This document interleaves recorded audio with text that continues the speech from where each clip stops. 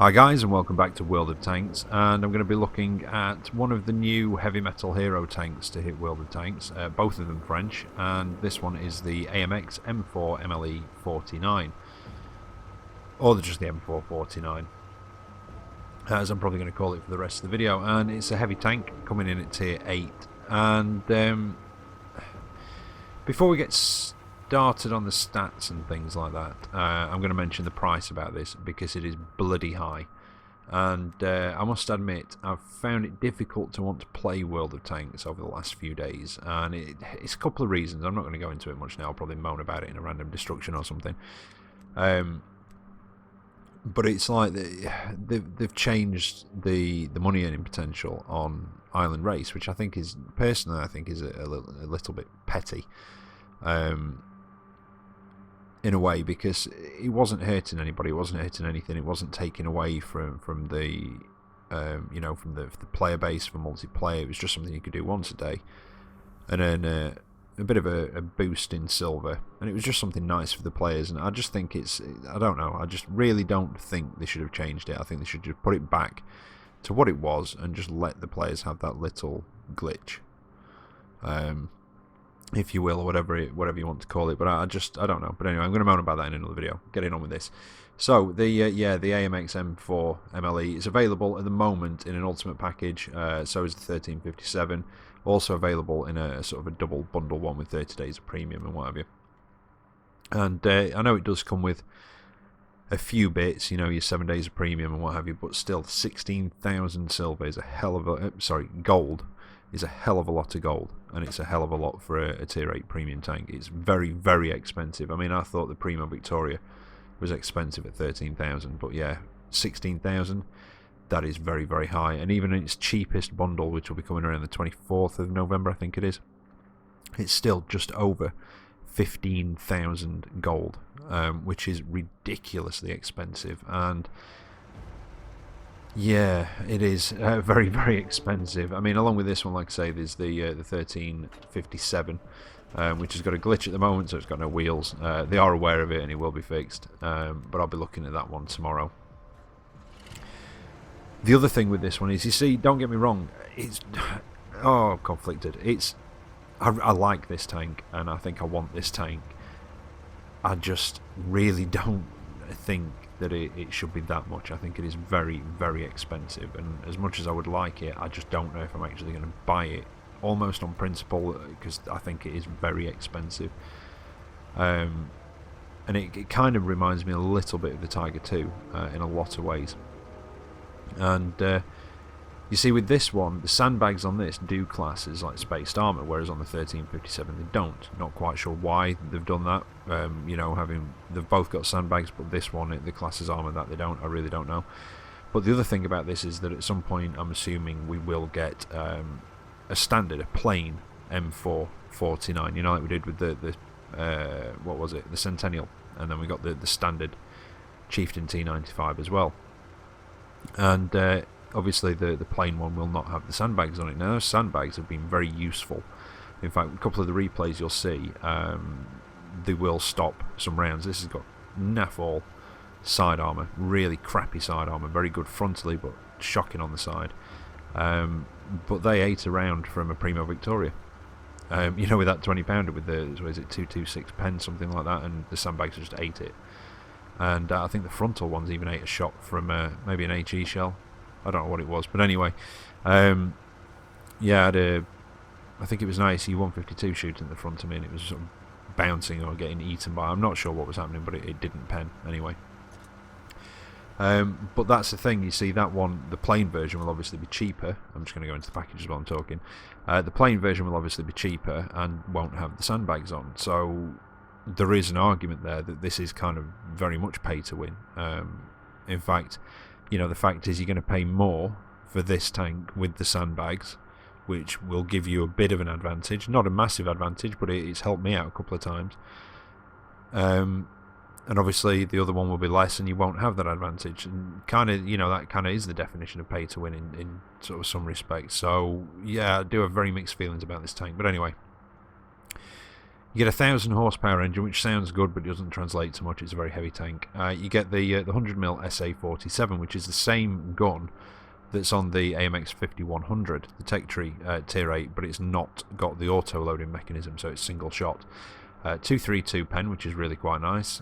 300 damage as well, which is a bit less than the Tiger 2, but it's very similar to a Tiger 2 gun. That gets slightly less rate of fire, but it's got better aiming time and accuracy than this. But you've got 263 on your premium rounds, again with 300, and then 5400 on your HE. Aiming time is a bit long at 2.9 seconds. And accuracy is 0.36, so it's not great accuracy, but it's definitely not the worst. You know, there are far worse than that, but that's how that's where the Tiger 2 gun sort of wins out a little bit. Slower rate of fire, but it's, you know, got a bit lower pen, bit more damage, better aiming time, but it's got slightly better accuracy as well. Just had to stop it there to clear my throat, and then as I tried to talk again, I just coughed. Sorry about that. But another reason why it reminds me of the Tiger 2 is its traverses are quite similar to the Tiger 2. 25 on this for the hull and 28 for the turret, with a 370 meter view range, which is a little bit low for the tier. There are, you know, higher at the tier, but it's not too bad. So all in all, the gun is quite nice. Decent pen, decent damage, you know, alright rate of fire. Aiming time could do with a bit of improvement, but the accuracy is not bad as well. So it's quite nice in that respect. Traverses aren't great. The AMX 5100 does outdo it on both turret and hull traverse. It's like I say, it's very similar to the Tiger 2 with its traverses and with its speed.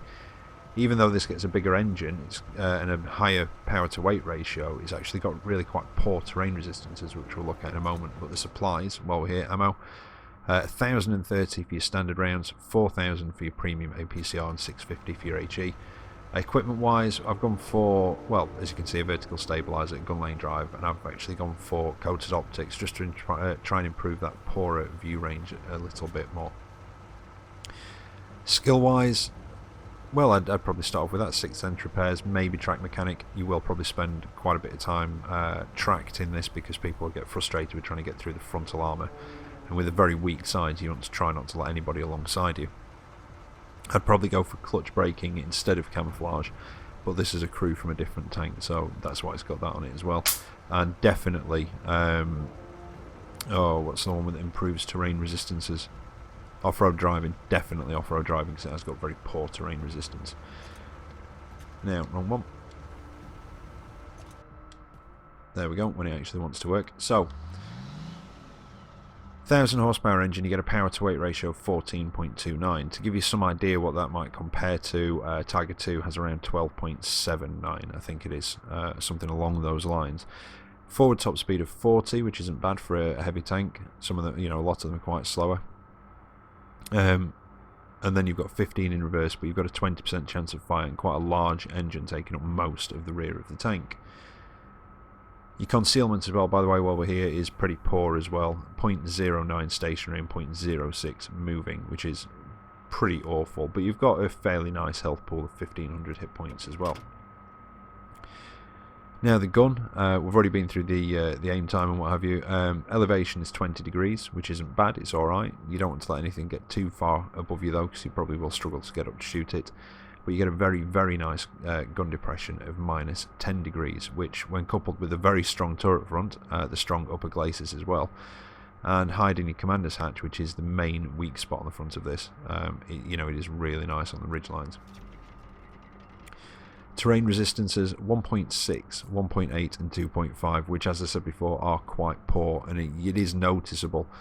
And actually, the Tiger 2's terrain resistances are quite a bit better than that. I think something like 1.1 or 1.2, 1.3 or 4, something like that. But they are, considerably better. And it kind of negates the extra power to weight ratio that this has over the Tiger 2. And when you're driving it, it does kind of feel the same sort of speed as that. But this really does slow down going over the softer ground. Turret on top. Radio is in the bustle, just on the right hand side of the tank. Ammo racks, well, a couple of big ones taking up most of the rear of the turret, apart from that small section where the radio would go. And then in the hull, they're actually laid out behind the sandbags, and they're in the same sort of position as they are, I think, in the AMX M4 45, the tier 7. Those in the hull, they are in the same position as that one. Crew-wise, you've got 2 in the turret, driver and, not sure. I would say radio operator, but I don't think it will be. And then you've got the commander up in his cupola, and then the gunner and loader sat beside him, one behind the other. Now, armour-wise, and this is where it's quite interesting, frontally, very, very tough tank. From the sides, very, very weak. But those sandbags, like I say, can and do soak up a bit of punishment as well, which is... it can be quite amusing when it happens. Obviously, I don't think it's going to be quite as amusing if you're shooting at it and it happens, but it's very funny when you're in one and it happens. Now, before I just go into the armour, your bonus is 60% silver, which is again quite high, higher than most of the other tier 8 premiums, apart from Primo Victoria, which also has that, and a 15% XP bonus. Now, hull armour frontally is 190, very thick, thicker than the Tiger 2s. Although, did that get a buff recently? No, that was something else, I think. 250 on the front of the turret, 120 on the side of the turret, and 60 on the rear. The hull is quite a meagre 55 on the side and 40 on the rear. Now, like I said, frontally, very, very tough tank. You really don't want to let anything get alongside you if you can help it, so that's why you want, clutch braking, etc. But when you're using your gun depression as well, if you're increasing the angle on that upper Glacis and you've only got your turret front, it reduces the size of your commander's hatch and makes it very, very tough on ridge lines as well. Weak spots at the front, lower Glacis, although it is very well angled backwards. Commander's hatch, I'd say, is probably the best bet, and if you've got enough pen, maybe the turret ring as well. Although it is quite thick, it's sort of flatter, so it might be a good location on just towards the bottom of the turret there. Maybe, or if it's not pointing quite at you, just the side of the turret or the cheeks. But let's go through the actual sort of bands and see what it comes out as. So 1 to 20, they're your sandbags. So everywhere there are sandbags, there is an extra sort of 1 to 20 mil of armour. That will set HE off. It normally does, I think, spaced armour, and occasionally, like I say, will sort of seemingly eat shots, just like regular spaced armour. 21 to 30, that's your tracks. Nice thick tracks on there that will act as spaced armour as well. 31 to 50, that's the rear of the tank. That's your top deck, top of your turret, and the hull floor as well. 51 to 70 is your hull sides, the rear of the turret. So even though the turret says 120 on it, for the sides it's only on the sort of frontal half. The rear part is a lot thinner, so if you're shooting one of these and you're a lower tier, that's where you want to go for. So rear of the hull or rear of the turret is the best place. If you're low tier, if you can't get around it, you've got to go for that commander's hatch. And is there anywhere else? Yeah, the commander's hatch also falls into that bracket. 71 to 90 is just those small strips at the top and bottom of the gun mantle. 91 to 120 is your lower Glacis, some more bits on the gun mantle and the middle of the turret sides. 121 to 160 are the angled bits behind the sandbags, so they're leading from the upper Glacis and the angle back towards the other sandbags. They are a bit thinner as well, which you do have to be careful of when you're angling one of these, because you flatten that bit out and sort of lessen the effective thickness of that part. 161 to 190 is the upper Glacis. Again, more bits onto the gun mantle as it sort of fans out, and the front portion of the turret sides. That's the only bit that's actually, the sort of advertised thickness, if you will, at the front. Then you've got 191 to 230. That extra bit of track in between the sandbags does count as thicker armour, as you can see there, and also the edges of the turret ring and the gun mantle. And then the thickest part, which is your 250, my voice is going again, is the actual, the rest of the gun mantle. Those small points on the corners of the turret you can just see there behind the gun mantle and the turret ring itself. So, like I say, if you can't get to the lower Glacis and you can't get through the rest of it, your only choice is to track it and get around the side, or go for that commander's hatch. And don't forget, these do have a fairly poor hull traverse, so your quicker tanks, your quicker mediums, definitely your lights, they will be able to outmaneuver one of these and probably stay away from its gun. But anyway, I think I've covered everything. Oh, and it plays up to tier 10, by the way. So let's get into the replays and see how it actually handles. Right, so here we are for the first of the replays, and I think this is only the second game I played in it, possibly, and I think the next one is the third game that I played in it, but it just seemed to be one of those tanks I could pick up and just play and you know, it's not one of those that you had to have a few games to figure it out. I just got into it, and I think that is possibly because it reminds me of the Tiger 2. Although, like I say, the side armour is pretty crap. But yeah, it's, you see with this tank, and I know I went on about it in the garage, and it's, you know, I do like this tank. I think it's very, very tough, like I say, frontally. But I just think the price is way, way too high, and it almost... You see, I know that the hero tanks normally are more expensive, and part of me almost feels as though these two have been made hero tanks just so they can be more expensive in a way. And I mean, the 1357 at its cheapest is over 7,000, and that's for a tier 7 light tank. And to be honest, in my opinion, not a brilliant one either. To be fair. But I'll talk more about that in the actual review of it. At the moment, you know, we're talking about this one, and like I say, you know, I like it. I think it's almost in some ways a bit too good, like I said. I've not had a chance to really test it out against many particularly high tier stuff. I've been in a couple of tier 9 matches, but one of them only had one in on each team, which I think might be this one. And I've been in one match with tier 10s, which I think I put on Twitter. The matchmaking, because it was quite odd, it was just a team full of tier 8s and then 3 tier 10s at the top, which was a bit odd, but I never actually came up against any of the tier 10s. I just came up against, you know, the tier 8s all in it. So yeah, like I say, not really had a chance to test it against those, but I think the turret could possibly withstand maybe some of the tier 10s, but I'm not too sure. I'll have to wait and see. But no, it is very, very tough frontally, but you really don't want to give anybody your sides at all. And like I said, it's kind of tricky to angle because you do reduce, you've got that sort of angle part on the front of your hull leading from your upper glacis to your sides, and that is a bit weaker, so if you do angle it, they will be able to get through there. And I've just taken a hit from that fatherland, which looked a bit like heat. I didn't see the tracer, but it had the black smoke, which is normally indicative of heat being fired at you. You get like a hiss and a plume of black smoke. No, I couldn't quite pen that fatherland. Hit the side of his turret, but it bounced off. But now he's occupied, I'm using that time to try and get across here. It's not, like I say, it's not the quickest. And if you're, you know, if you're familiar or you're used to the Tiger 2, I'm trying to think of other tanks that it kind of reminds me of, but I can't really think of any, to be fair.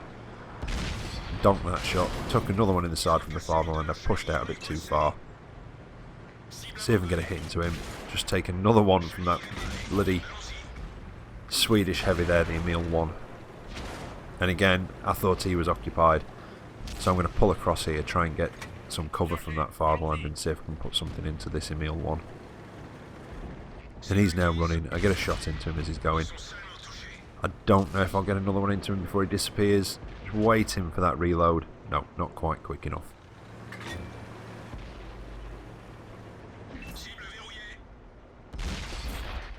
And there are, I mean, there's the odd time, like with that Arty then, if I'd have been in the Tiger 2 and hit him, he probably would have died. Just because it's got that extra bit of damage.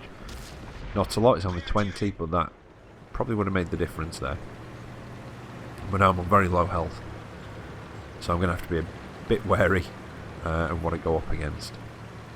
But I'm quite confident in the frontal armour of this, as long as, like I say, I don't let anything get a shot at my side.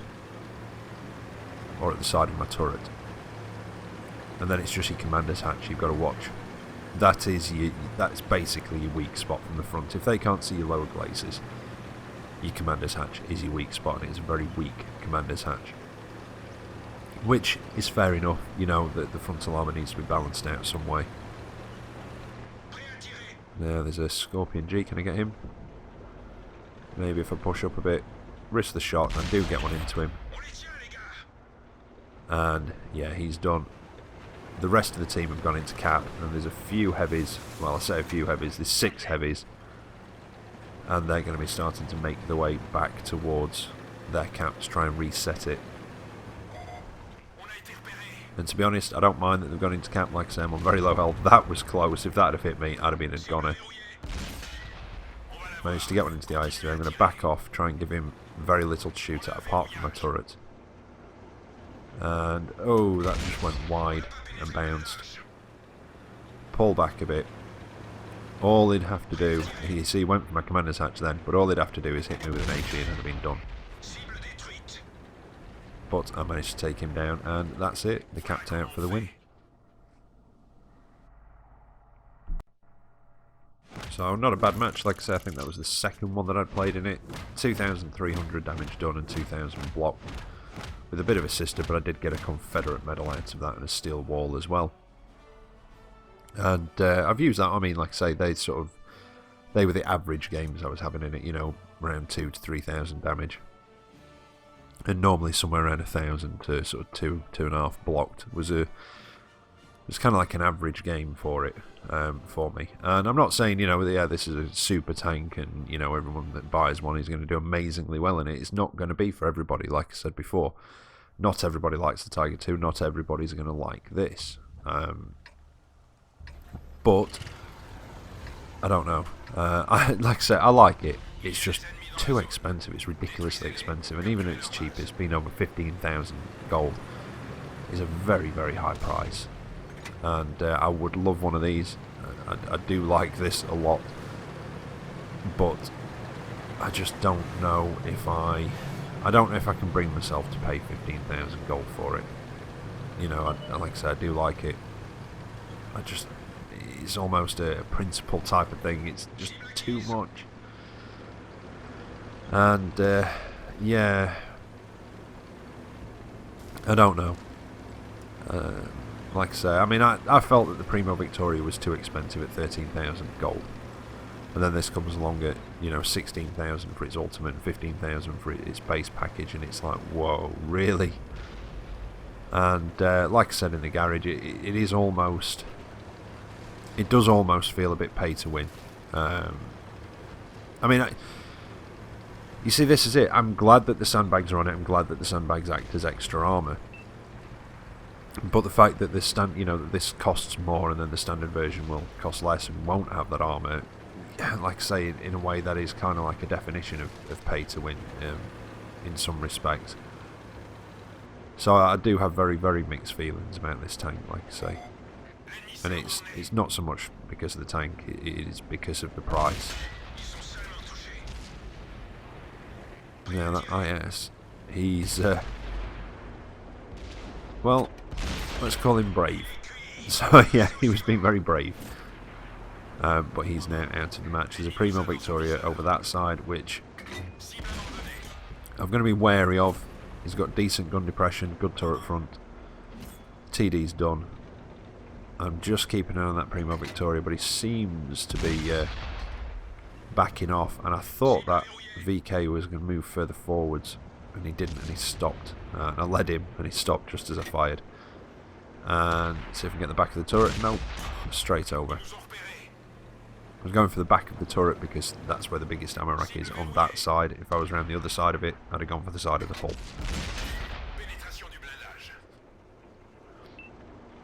Oh, now I've got a Gorinich pushing over. But I think I'm pretty safe in going over here and having a go at the Gorinich. Now, we all know how tough Goriniches can be as well. But it's not too much for this gun. Like I say, you know, decent gun as well. You know, it's got good pen. Rate of fire is not bad. Accuracy is a little lacking, as is the aim time, but it's got, you know, when you combine it with everything else, it has to be balanced out slightly. But all in all, I do like this. I just wish it was cheaper, and I wish Wargaming would have made it cheaper. And I think that, well, I just hope that this isn't going to be setting a precedent, because tanks at this cost, no matter what they are, I think are too much. You know, I might have expected, if we ever got tier 9 or 10 premiums in the game, to be paying 15,000, 16,000 gold, but for a tier 8 Yeah. Now, you might have seen just before that, as I was dealing with the Gorinich, I did take a hit in the side from the Prima Victoria. But just before the one that did damage, I believe one went into the sandbags and actually got eaten up. I don't know if you want to rewind the video slightly to have a look at that, but yeah, I'm pretty sure, if I remember rightly, that's what happened. Now, it's just managed to pen my lower Glacis as I'm coming over here, and this is probably what I shouldn't have done, and I think if the ground resistance had been better on this, I probably would have been able to just knock his back then. But I've made a mistake of letting him get alongside me. I pushed him too close. And now, as you can see, he's just, well, he just started outmaneuvering me.